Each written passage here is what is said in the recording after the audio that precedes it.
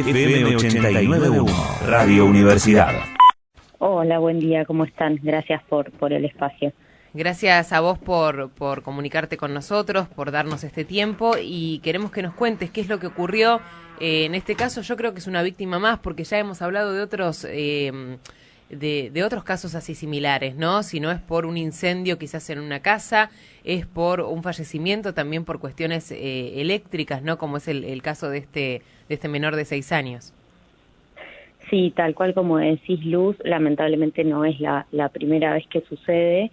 En este caso le tocó a este nene de 6 años en el barrio 28 de octubre en Ciudad Evita, pero lamentablemente son varios los casos a los que llegan las familias que viven en estas condiciones. Esto ocurrió el domingo por la tarde-noche aproximadamente, cuando el padre del nene le pide que se vaya a lavar las manos, y es un barrio que no tiene acceso al agua, a la red de agua y al agua potable, por lo cual se abastece con unas canillas comunitarias que la misma comunidad pudo extender y pudo realizar, y luego llenan los tachos de agua para llevar a sus viviendas. Este niño se va a lavar las manos y creemos que se confundió el tacho de agua con un lavarropas, mete las manos en el lavarropas y ahí es donde recibe la descarga eléctrica. Tal como vos decías, en este caso es por la falta de agua, es por la falta de una conexión eléctrica segura, pero son muchos los casos en donde hay incendios de vivienda por cortocircuitos, por las malas condiciones en la electricidad, que a veces por suerte no llegan a la muerte, pero que entendemos que hay miles de familias que todos los días están expuestos como a estos riesgos por la falta de servicios básicos. Terrible historia la que contás. Daniela Tabo Cibreiro te saluda. ¿Cómo estás? Buen día. ¿Cómo estás? Bueno, ¿cuál es la solución, no? ¿Cómo se hace para resolver esto de la manera más rápida posible? Porque, como bien decías, todo el tiempo hay, ¿no? Eventos así que por suerte no terminan en una muerte, pero bueno, la próxima muerte puede estar a la vuelta de la esquina, puede ser mañana, hoy, ¿no? Sí, lamentablemente sí.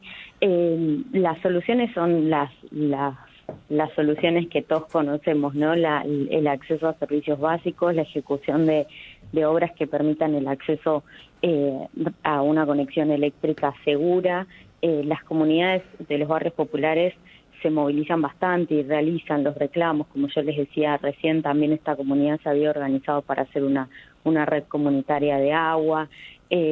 Invierten muchas horas de sus días en el trabajo comunitario para mejorar sus barrios, pero lo que falta es justamente la solución estructural, la solución de fondo de un Estado que ayude a realizar esas obras, porque una red de agua no se puede hacer desde la comunidad solamente, o una conexión segura de electricidad. Necesitamos sí o sí como las empresas prestatarias y el recurso económico, ¿no? Porque me parece que uno puede capacitar quizás a la gente en cuanto a lo que es más seguro, a lo que es menos seguro, a cómo hacer una conexión segura, pero si no te alcanza para comprar un cable como la gente, para poder poner, no sé, una cinta aisladora y poder remendar un cable, y bueno, entonces ahí estamos en problemas. Sí, exactamente. De hecho, la red comunitaria que tienen obviamente no tiene la presión que tendría que tener, entonces en el verano se hace muy dificultoso abastecer a todas las familias. Atravesaron la pandemia con esa dificultad del acceso al agua también, donde sabíamos que el agua era un factor fundamental para la prevención de los contagios, y el lavarse las manos constantemente y demás.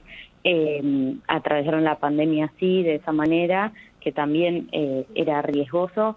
Es mucho menos visible el impacto que tenía, porque no es como en este caso, donde recibe una descarga eléctrica y uno ve el impacto de esa falta de acceso, pero sí era fundamental. El año pasado lo vivimos hablando, ¿no? En todos lados sabíamos que el agua era algo que no podía faltar en ningún lado para prevenir el contagio.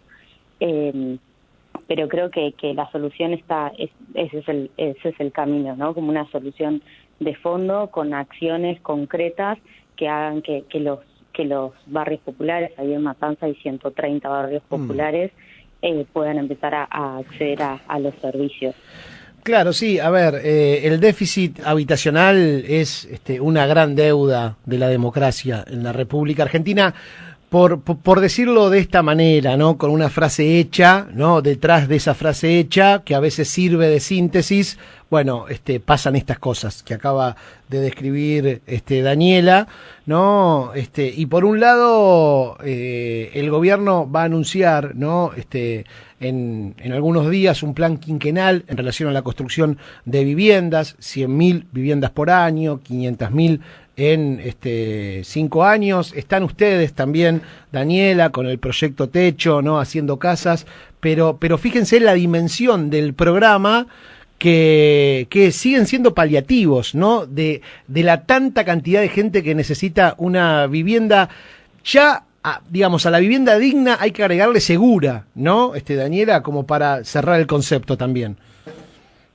Sí, por supuesto. De hecho, insistir también con el acceso al suelo que también, por supuesto. También es como la raíz del problema, ¿no? Como una vivienda segura, una vivienda digna, como viene de la mano con sí o sí con el acceso al suelo, que también hay que empezar a ver de qué manera, como las familias y ese déficit habitacional se empieza a solucionar a través del acceso al suelo. Y como bien vos decías, de una vivienda segura, porque un hábitat digno viene acompañado de esto que decíamos, servicios básicos, de que sea un lugar habitable, de que sea un lugar donde las personas se puedan trasladar a los colegios, a sus trabajos, donde le permita poder tener un entorno donde se pueda desarrollar y donde pueda trabajar, que a veces con transporte, hay un montón de cosas que vienen de la mano, que sea un lugar habitable, en cuanto al ambiente también.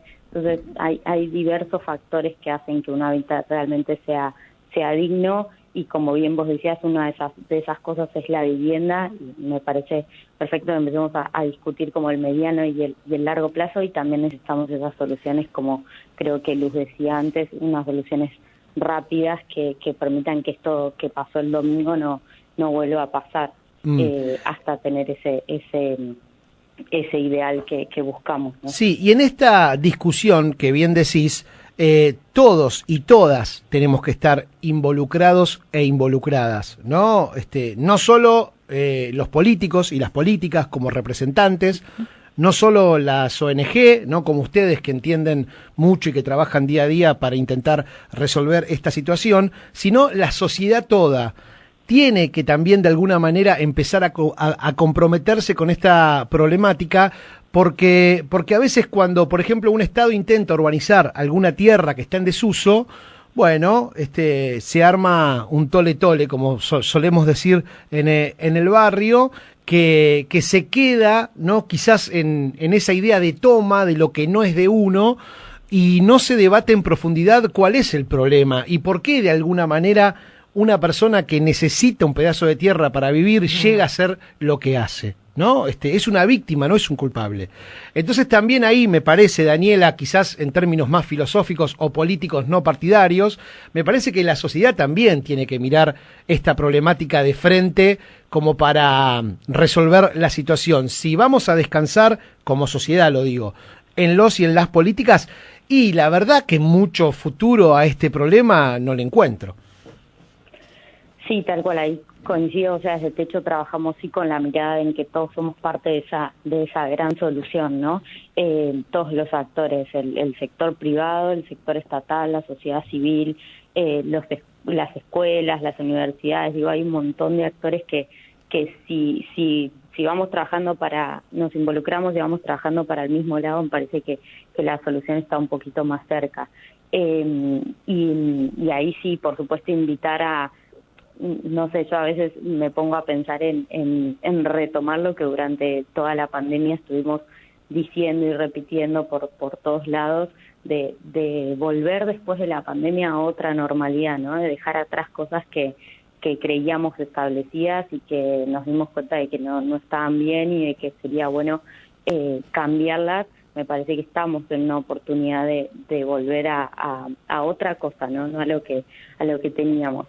Y me parece que eso habla perfectamente de mirar al de al lado, a la de al lado que tenemos, y que muchas veces son las comunidades con las que nosotros trabajamos que, como bien vos decías, a veces son juzgadas y son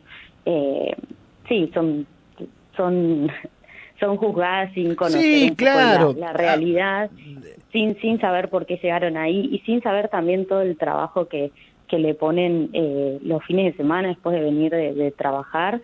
Un montón de horas se ponen a trabajar también en su barrio para ir mejorándolo.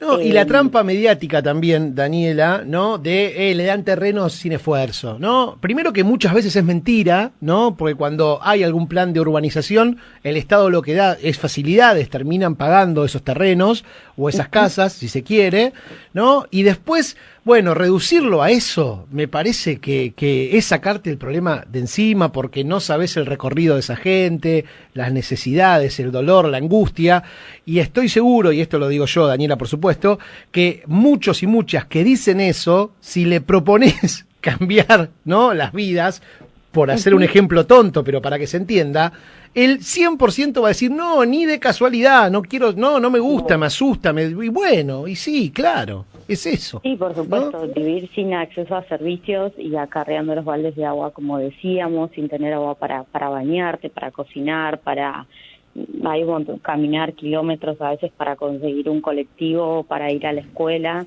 Me parece que son dificultades que a veces se pasan de largo y que la familia de los barrios como viven día a día. Y sí, como vos decías, también el saber el recorrido de las familias, como la familia de los barrios populares, muchas veces están ahí porque sabemos que quedan por fuera de las ofertas del mercado y de las ofertas del Estado para acceder a una vivienda y para acceder al suelo. Como ambos, por el momento, tienen condiciones a las que las familias no pueden acceder por sus ingresos, por sus condiciones, por lo que sea, entonces terminan quedando por fuera de esas dos y lo único que les queda es el mercado informal. Entonces, muchas veces... Ahí te metes en otro tema, ¿no? También, digo, igual, ¿no? Sí.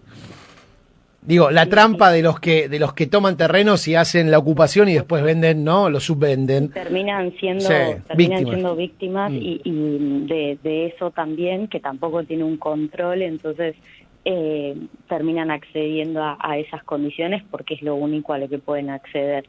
Pero sí, me parece que el involucramiento de toda la sociedad este es un buen momento para que eso comience a cambiar. Sí, y además, y ya para cerrar, por lo menos de mi parte, Lucy, pidiéndote perdón, que ya te dije preguntar a vos y 3 veces me volví a meter, para aquellos o aquellas que están quizás escuchando, ¿no?, y sienten que no es un problema propio, ¿no?, lo que están viviendo, porque, no sé, no tienen la empatía, no tienen esa capacidad o esa bendición, por decirlo también de alguna manera.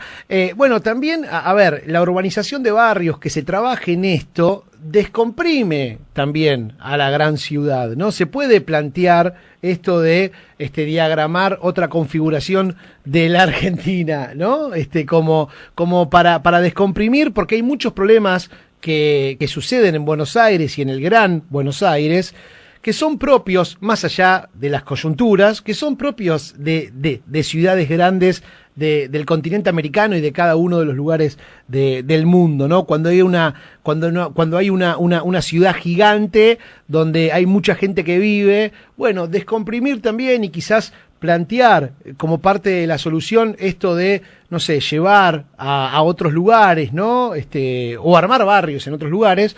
Quizás también sea una buena solución y una mirada que puede seducir a aquel que quizás, bueno, no piensa en eso porque le importa poco, ¿no? Porque cree que el problema no es de él, ¿no, Daniela?